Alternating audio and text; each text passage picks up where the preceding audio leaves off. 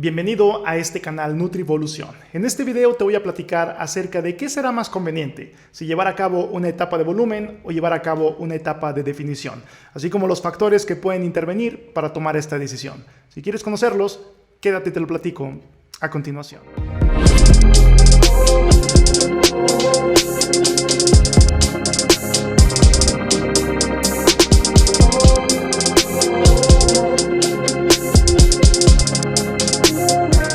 Del gimnasio se pueden identificar dos grandes periodos según el objetivo que tengas. El primero de ellos es la llamada etapa de volumen, en donde las personas van a tratar de maximizar las respuestas de hipertrofia muscular. El segundo de ellos es la llamada etapa de definición, en donde las personas van a buscar disminuir al máximo sus niveles de grasa corporal con el objetivo de lucir más definidos. Así que, ¿de qué depende o cuáles podrían ser mis recomendaciones si llevar a cabo una etapa de volumen o una etapa de definición? Y hay varios aspectos que tendremos que tomar en cuenta. El primero de ellos, y uno de los más importantes a mi parecer, es la cantidad actual de grasa corporal que tengas. Y aquí lo puedo vincular con un reciente concepto que se le ha denominado como resistencia anabólica.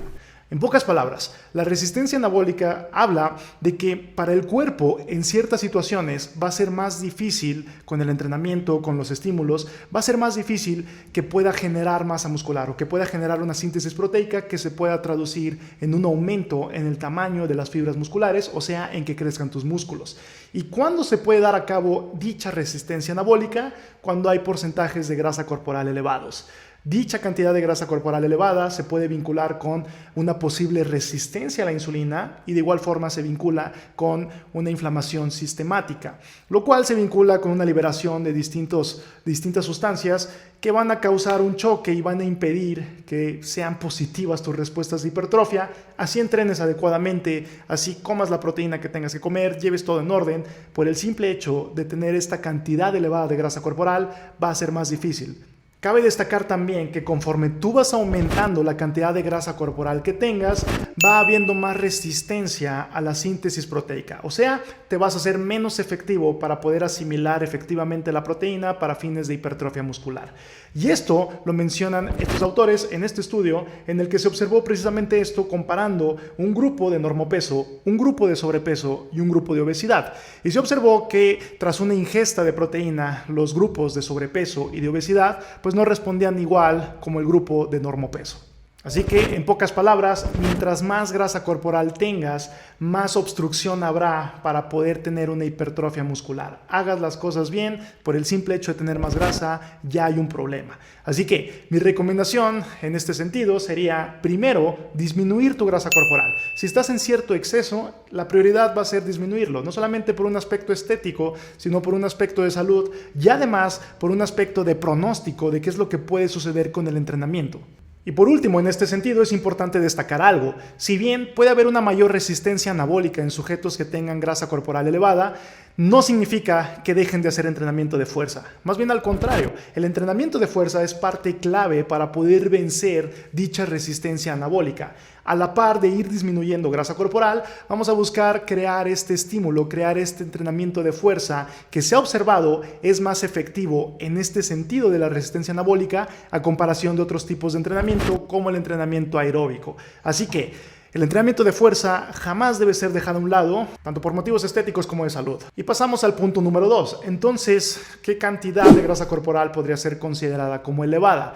Y esa es una muy buena pregunta. Si rescatamos este estudio anterior que les platicaba de los sujetos en normopeso, en sobrepeso y en obesidad, pues bueno, podríamos mencionar que los sujetos que tenían sobrepeso tenían un 29% de grasa corporal y los sujetos que tenían obesidad pues tenían mucho más allá de esto.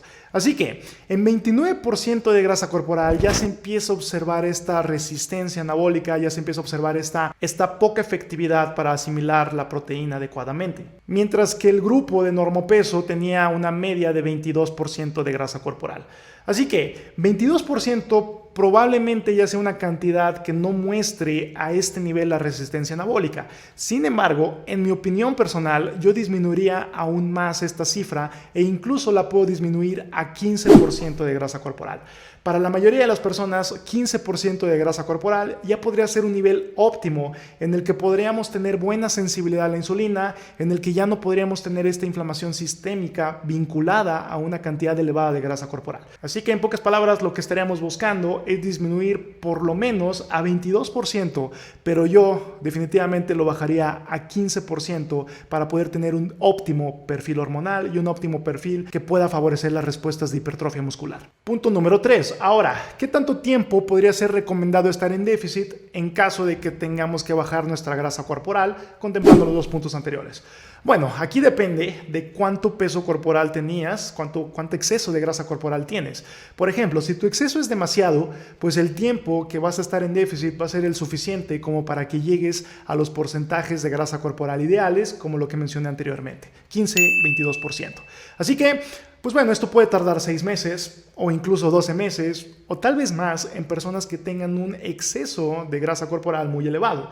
Y no solo esto, una vez que llegues a ese porcentaje de grasa corporal ideal, lo ideal sería que te mantuvieras ahí por lo menos 6 meses. Esto con el fin de evitar que puedas volver a ganar el peso corporal que has perdido previamente. Y está vinculado un mayor riesgo de recuperar el peso perdido cuando las personas bajan gran cantidad de peso corporal y después no se cuidan y no mantienen ese peso por lo menos 6 meses. Así que una vez que bajas a un 15% de grasa corporal, tu siguiente tarea es mantener ese nuevo peso en por lo menos 6 meses.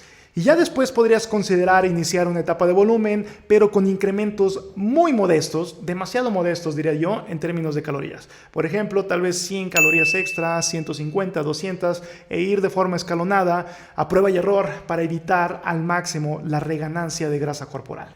Ahora, si no vienes de un estado previo de un exceso de grasa corporal, pues bueno, entonces aquí yo te recomendaría que una vez que tuviste el déficit y que llegaste a la cantidad de grasa que deseabas, entonces te mantengas ahí por lo menos de 2 a 4 meses antes de buscar otra vez incrementar calorías, de igual forma paulatinamente, para poder buscar una etapa de volumen para ganancia de masa muscular. Ahora, punto número 4. ¿Qué sería entonces menos difícil? ¿Si perder grasa corporal o si ganar masa muscular? Y en este sentido, para la mayoría de las personas sería mucho menos difícil perder grasa corporal que subir masa muscular, sobre todo si ya tienes un tiempo considerable entrenando. ¿Por qué? La masa muscular requiere un factor hormonal muy ideal, requiere tener una buena proporción de hormonas anabólicas, requiere que tu funcionalidad esté muy en orden, requiere que duermas muy bien, demasiado bien, y además hay un componente genético que va a delimitar tu potencial muscular. Así que si ya llevas mucho tiempo entrenando, pues probablemente ya estés un tanto cerca de ese potencial muscular máximo, y mientras más cerca estés, más difícil va a ser seguir generando masa muscular. En ese sentido, reducir grasa corporal puede ser menos difícil, ya que no requiere tantas exigencias. Simplemente creas el déficit calórico, de igual forma con una ingesta adecuada de proteína, durmiendo adecuadamente, entrenando fuerza y haciéndolo bien, pero no requiere ya más allá de eso y tú puedes seguir bajando grasa corporal. E incluso, si tú disminuyes mucho las calorías, tú puedes bajar aceleradamente grasa corporal. A diferencia de que si tú aumentas mucho las calorías, pues no significa que vayas a incrementar aceleradamente tu masa muscular. Al contrario, puede ser que aumentes de grasa corporal en una gran cantidad.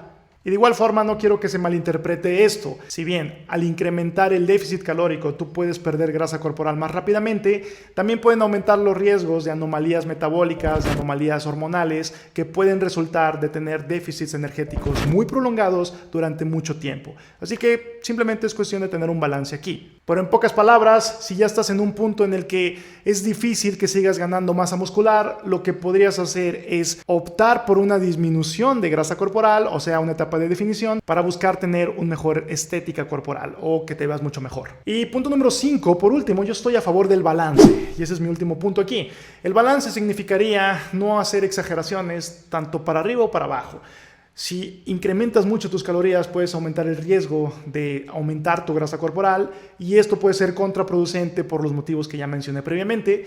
Y de igual forma, si disminuyes muy drásticamente tus calorías, pues también puedes enfrentarte al riesgo de anomalías metabólicas y hormonales. Aquí lo que yo puedo recomendar es optar por un balance y tratar de mantener un físico que te guste lucir todo el tiempo. Hay personas que se suben mucho de peso y que en ciertas temporadas pues no les gusta mostrar su físico porque están un poco gordos. Así que, en mi opinión, aquí lo ideal es buscar cierto balance que te permita tener un físico del cual puedas estar feliz, puedas estar satisfecho durante, pues básicamente todos los días del año. Ahora bien, puede haber casos extremos en los que tengas que hacer cosas un poco más extremas, pero en la mayoría de los casos podríamos optar por ese balance y no caer en exageraciones. Así que estos fueron 5 puntos básicos que tienes que tomar en cuenta para poder definir si sería conveniente una etapa de volumen o de definición. Espero tu comentario aquí abajo, tu pregunta es bien recibida y yo te estoy hablando en un video muy próximo, no sin antes recordarte que vayas, hagas un análisis acerca de qué es lo que te puede convenir más y después de eso levantes esa barra.